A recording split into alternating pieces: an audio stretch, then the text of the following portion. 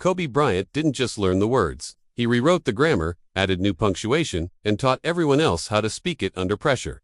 You call it a debate. I call it a demolition. Because when Matt Barnes faked a ball at Kobe's face and the Black Mamba didn't even blink, the conversation about who truly lives for the fire ended right there. When the moment arrived, when the game stared back like death itself, Kobe leaned in with bloodshot eyes and said, "I've been waiting for you." Some will still try to stack resume. They'll say, LeBron thinks the game on a Magic Johnson level. They'll say Steph warped geometry from 30 feet. But Kobe's mentality sits above diagrams and spacing and friendly systems. Kobe was the system. When Phil Jackson's triangle, frayed, when the play broke and the clock bled out, chaos became Kobe's favorite set. He didn't need a dribble handoff, a double drag, a horn set, a pin down. He needed a ball and someone brave enough or foolish enough to stand in front of him. That's when the fadeaway unspooled like a guillotine. Pump fake, pivot, shoulder, glass net, a highlight to you. A postmortem to the defender. Numbers tell a portion, and the portion is ugly for anyone standing opposite. 25 50-point games. When the fourth quarter arrived and the ball found Kobe's hands, defenders didn't fear losing. They feared becoming a paragraph in a stranger's memory. Meanwhile, 2011 carved a different story elsewhere. 8 points a night in fourth quarters against Dallas. Jason Terry hunting the most gifted athlete alive, like a sixth man with a map. And a flashlight, that's a scar you can't buff out with analytics. And in the same breath, think of what pain meant to Kobe. Torn ligament in his shooting wrist and 23 a night anyway. Payne was another defender. Annoying, persistent, irrelevant. The most gangster thing you'll ever see in a gym came. In April, a decade ago, Achilles torn, he rose, walked to the line, dropped both free throws without a flinch, and walked off under his own power.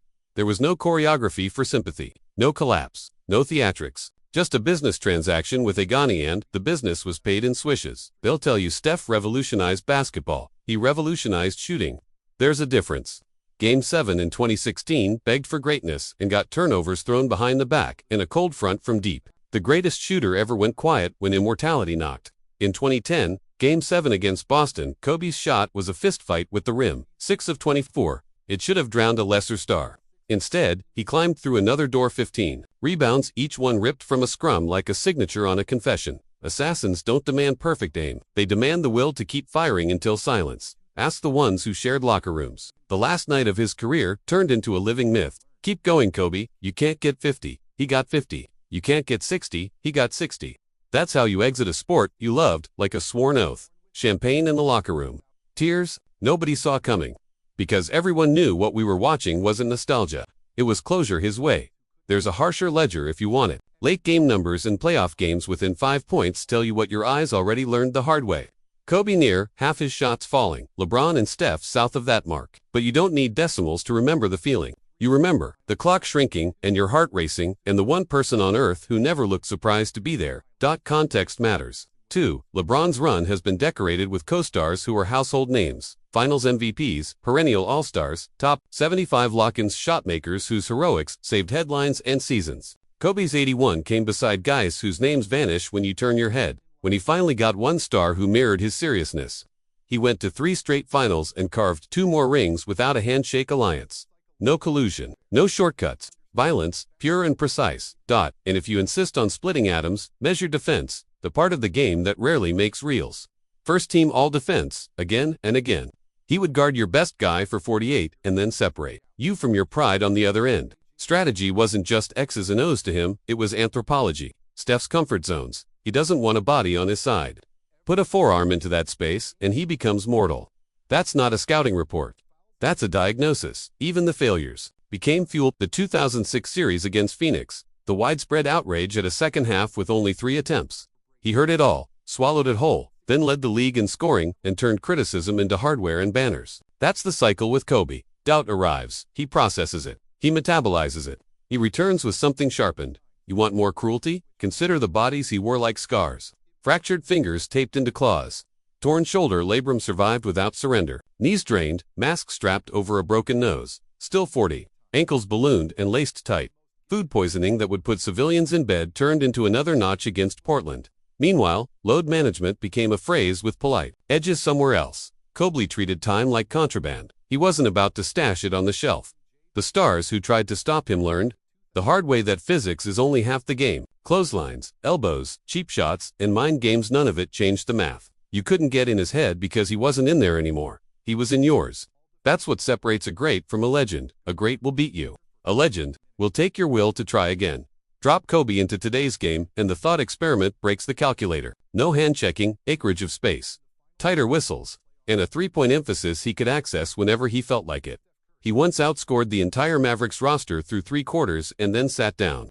In a league built for oxygen and pace, he would inhale. He wouldn't chase numbers. He would decide them. There's a reason the eulogies sounded different. When Kobe died, people who couldn't stand him cried. Rivals, critics, ghosts, everyone felt like a piece of the sport collapsed with him because it did. He wasn't trying to entertain you. He was trying to test the outer edge of what devotion looks like when it abandons the polite. Great players want to win. Kobe wanted to end, and when it was over, he still wanted more. So picture it. Game 7, NBA Finals, down to 3 seconds left, no timeouts. The arena tightens. Your daughter's life depends on one shot. Who do you want holding the ball? The king, who might make the right pass. The chef, who might splash one from the logo. Or the black mamba, who would rather stop breathing than stop shooting. The question answers itself before it finishes being asked. Because when death comes knocking, you don't want probabilities. You want inevitability. Kobe Bryant didn't need to be better than Michael at everything, or more efficient than Steph from distance, or more durable than LeBron over time. He needed to be the last one standing when the air got thin. That's why the legends Jerry West, the men who've seen every era, talked about Kobe like a time traveler who could dominate in any decade. That's why teammates tell stories that sound like folklore and feel like autopsies. That's why even his harshest opponents, years removed from bruises that never fully faded, still confess the same thing. Everything you've heard is true. Mamba Forever isn't a slogan. It's a warning label. It's the understanding that the game can be played with joy or art or science. But there was a man who played it with obsession and cold blood and a grin that didn't reach his eyes. He didn't chase an image. He built a standard, then lived up to it until the lights went out. What about Upriam possession? Season on the line. Life on pause. Who do you trust to take that last shot? Does mentality matter more than mechanics? Did you ever see fear in his eyes? Drop your take below and tell me your most unforgettable Kobe moment. If you want more hard-hitting breakdowns without the fluff, tap like, hit subscribe, and ring the bell so you don't miss what's next.